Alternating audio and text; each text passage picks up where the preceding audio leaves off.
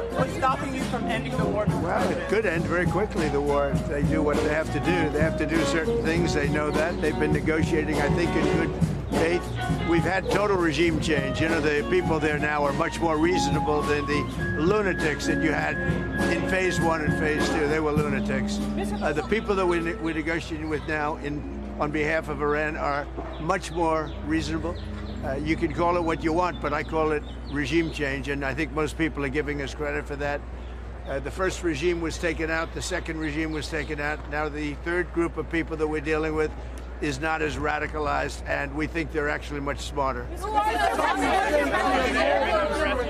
did you use such vulgar language in that Truth Social post? Only to make my point. I think you've heard it before. Mr. President, have you spoken to the families of the airmen that were saved? Have you spoken to the families of the airmen that were saved? I'm going to be doing it right now. Mr. President, what do you say to Americans who are not a fan of the war?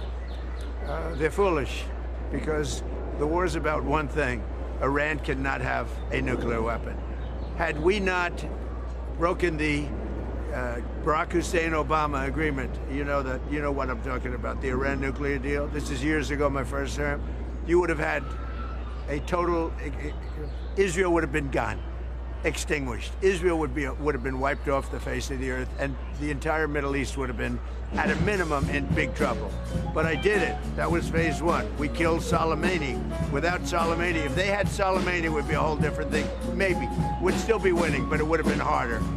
Because we are obliterating that country. And I hate to do it, but we're obliterating, and they just don't want to say uncle. They don't want to cry, as the expression goes, uncle, but they will. And if they don't, they'll have no bridges, they'll have no power plants, they'll have no anything. I won't go further, because there are other things that are worse than those two.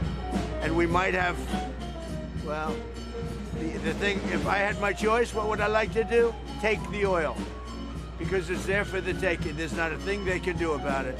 Unfortunately, the American people would like to see us come home. If it were up to me, I'd take the oil, I'd keep the oil, and would make plenty of money. And I'd also take care of the people of Iran, much better than they've been taken care of. It's been a horrible. They've killed 45,000 people as of a month and a half ago. 45,000 protesters. We don't do that. So if I had my choice, I'd keep the oil. But I also want to make the people of our country happy. I think most people wouldn't understand that.